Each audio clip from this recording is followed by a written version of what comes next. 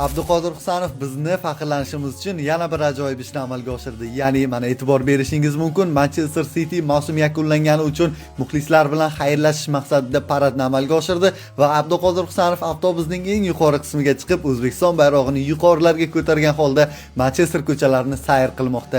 Ha, biz o'ylamagandik hech qachon Manchester ko'chalarida O'zbekiston bayrog'i yuqorilarda parvoz etadi deb.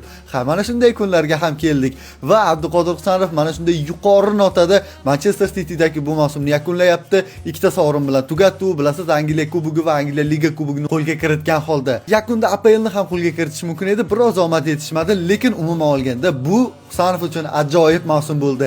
Va endi Abduqodir Husanov bir necha kunlardan so'ng to'g'ri Angliyadan, Britaniyadan AQShga qarab yo'l oladi va Atlanta shtatida terma jamoamizning jahon chempionati oldi yig'inlariga borib qo'shiladi do'stlar. Shunaqa yangiliklar do'stlar. Yaqin orada jahon chempionati ham boshlanib qoladi va Abduqodir Husanovdan yana bir bor yuqori darajali o'yinni, yuqori darajali faoliyatni kutib qolamiz.